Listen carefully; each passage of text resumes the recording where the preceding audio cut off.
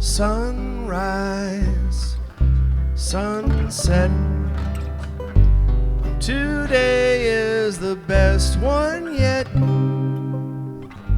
Crab pot, horsefly, not a cloud in the southern sky.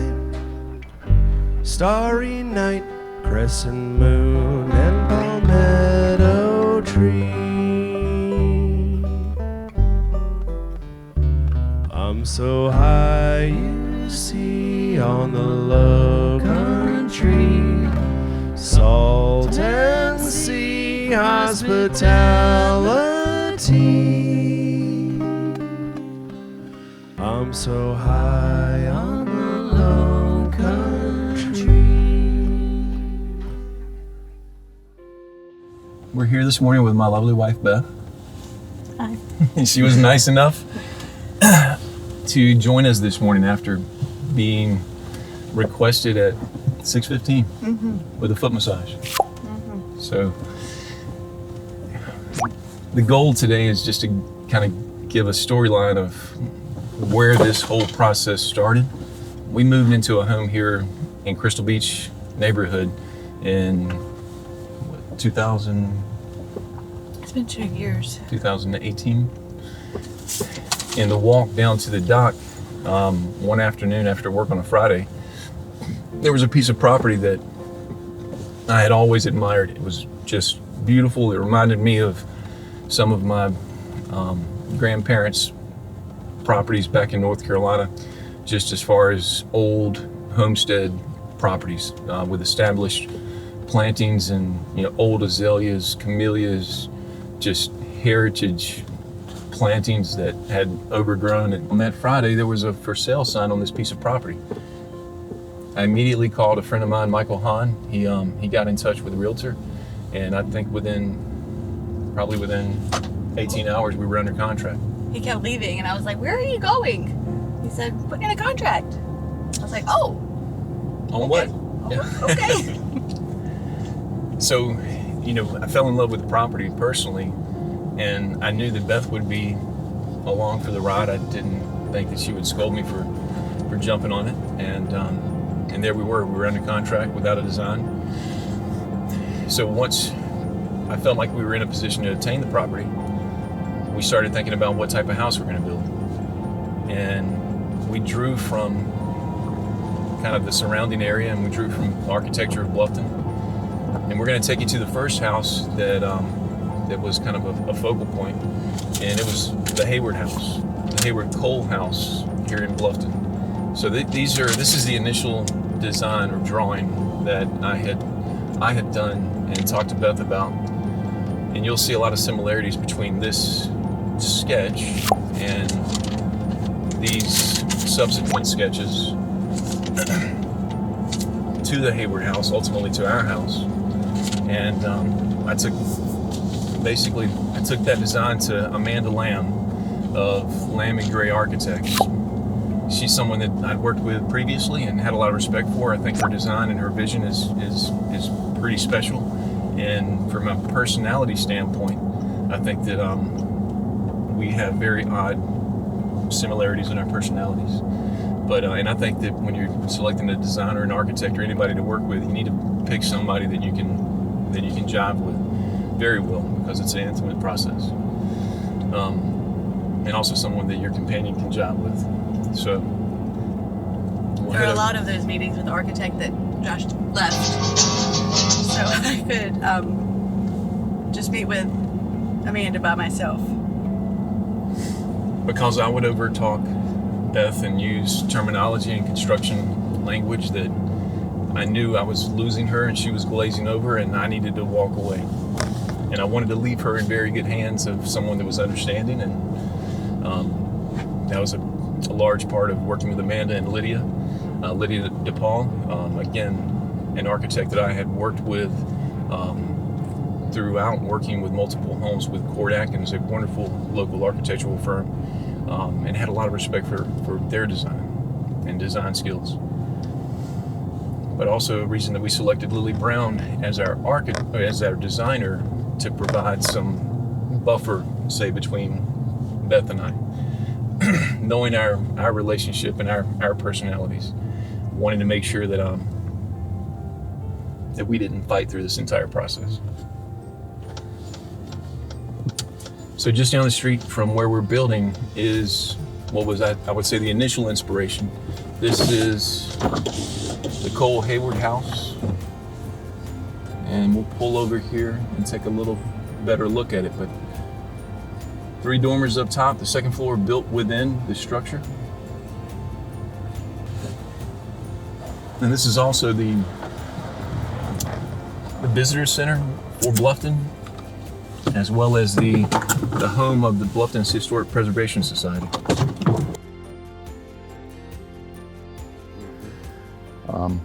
But John Cole, he was the original owner of Moreland Plantation in Palmetto Bluff. It was built as a summer home for his wife, Carolyn Cole, and their children. Not Carolyn Cole, Carolyn Corley. So Corley's Creek in front of Moreland on Palmetto Bluff. Those names are all derived from this location. So Mr. Cole, he contracted tuberculosis while serving in the Civil War.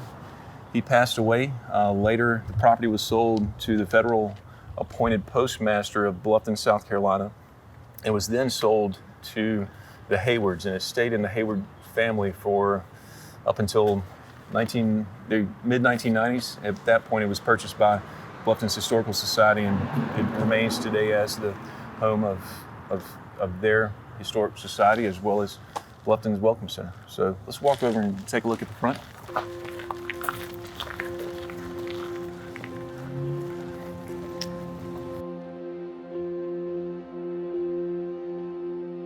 And you notice that it's not the Cole Hayward house, it's just the Hayward house. But a lot of Bluffton residents that have been here for, forever, they refer to it as the Cole Hayward house because of its original builder.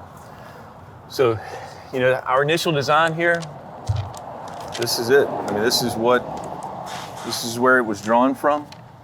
And, basically a big porch. I would say probably your main request was a very large porch.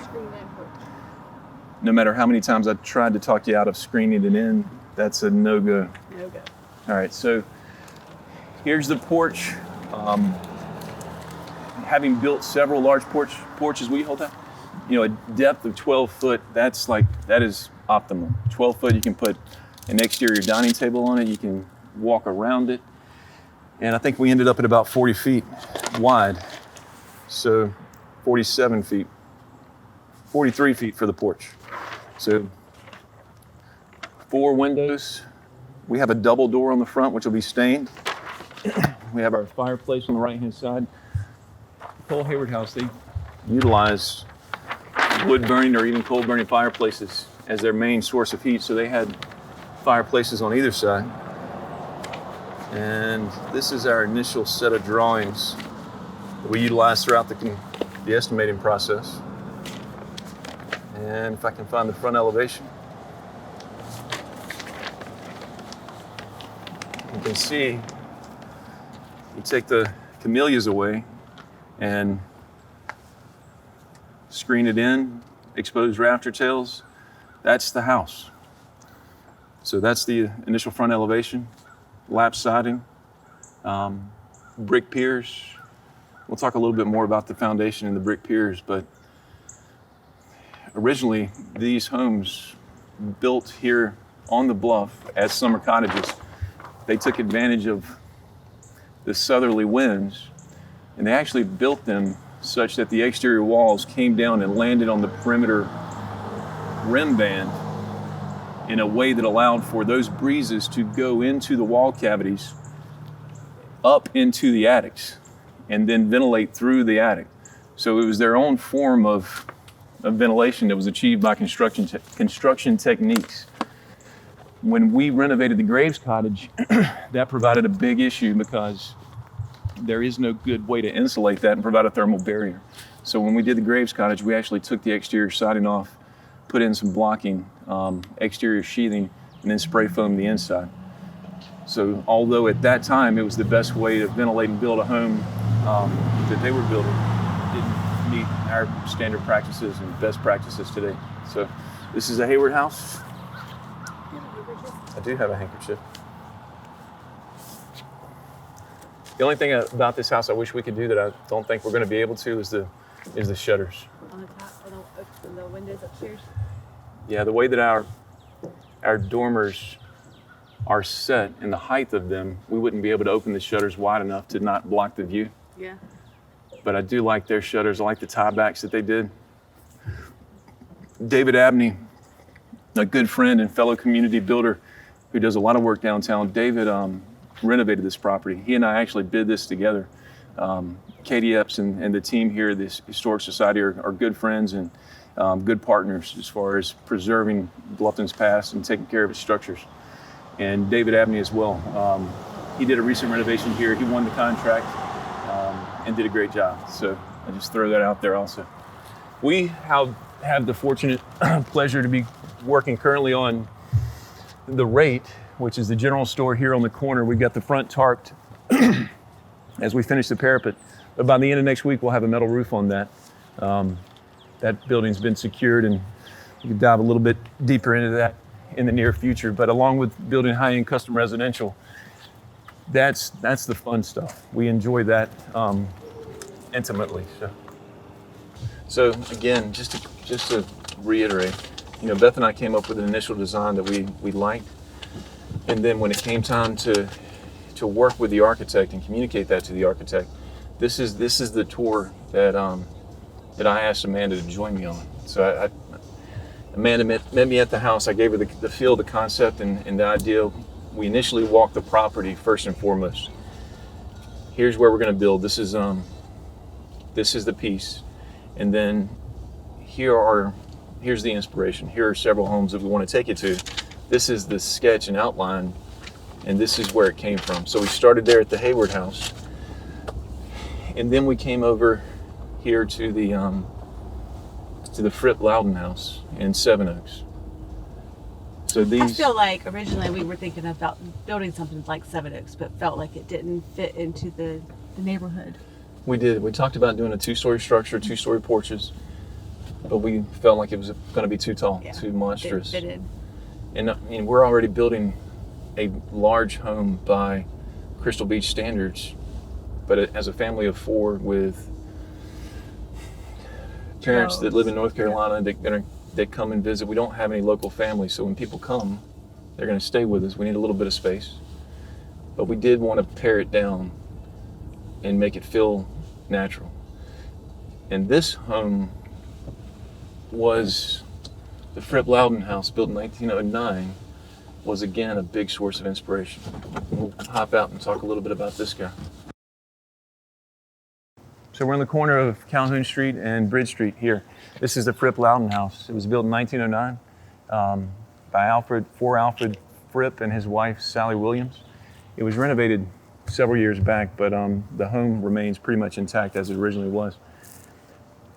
What I like about this house and took away from this house was the galvanized tin roof, which you'll see consistently on pretty much every other home that we look at, and the color scheme, the white, and it's not black, it's Charleston green, which is very, very deep green, almost a black.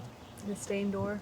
Stained pine door, which Graco is building a pine door for us with a big glass light. It's going to be much taller than that, a 30-inch lock rail. But that door is very similar to the Graves Cottage door and was probably ordered from Sears and Roebuck, as most of these construction materials were provided back then. But we weren't able to do the Charleston green. The Element or Elevate window that we chose for its value and impact rating. It come in Charleston green, like in black, right? Yes. But with the Concord white shingles that we have going up right now and the matte finished black paint that we have going on our trim, it actually looks kind of green. Looks good. So this is it, Fripp Loudon home. All right. So we walk right down the street here, and you got Seven Oaks. Again, I mean, this is probably, for anybody that's visited Bluffton, I would say between this house and Church of the Cross, those are probably the two most impactful architectural pieces here. And from the beginning, I think we were drawn to this home or building something that felt like this. Yep. But again, it's too large for us. We don't need a two-story porch. Two-story porches don't get used. It would have stuck out in our neighborhood. Would love to enjoy a home such as that, but it didn't fit our piece of property, and but we still gained inspiration from it as far as the color scheme, white lap siding, relatively slender columns, which is it's a big architectural detail and an element that I've focused on with Amanda and Lydia. A lot of times, especially nowadays, we'll build columns larger. We'll err on the side of going larger than smaller. But if you look around here between the Fripp Loudon House, Seven Oaks, and across the street here at the Graves Cottage, they're light. And that was an element that I was really trying to pick up on the design for this house, is a light, airy feel. We build houses nowadays that just seem, in my opinion, often heavy and massive. If you look at the way that these were constructed, the way that they were framed, they minimized the amount of materials due to the available resources. They didn't overdo and they didn't overkill. So just standing here in this area right here feels like Bluffton to me. And when I thought about building a house in our area, we drew upon a lot of inspiration here. Trying to keep it in the Bluffton Old Town feel, scheme, theme.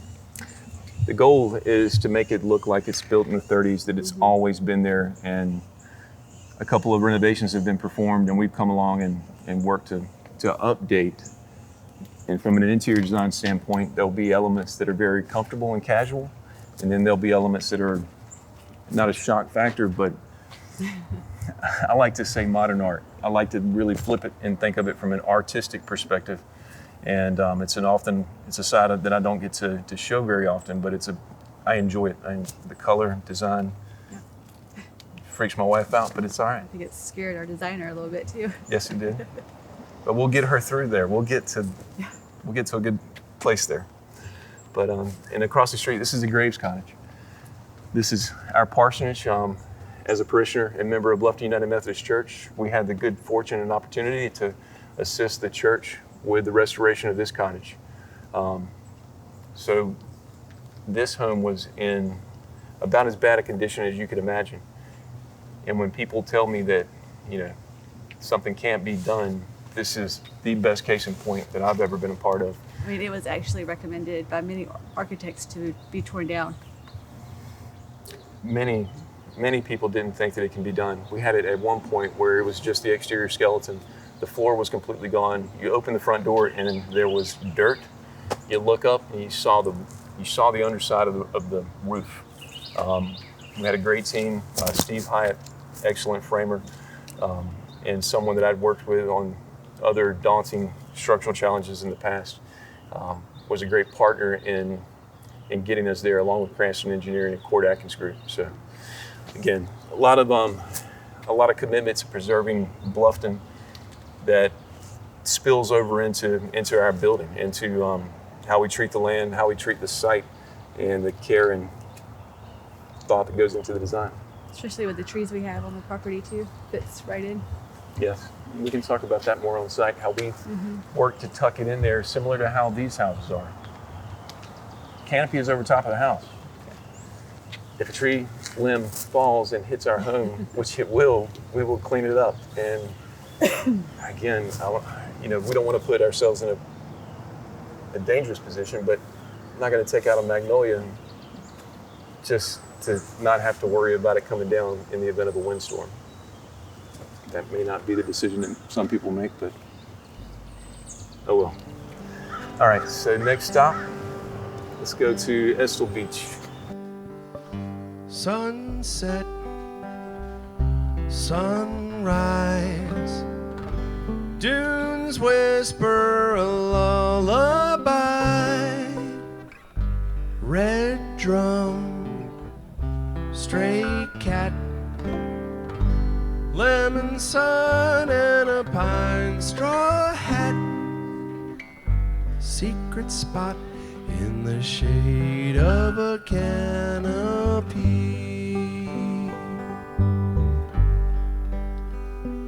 I'm so high, you see, on the low country, salt and sea hospitality. I'm so high on the low country.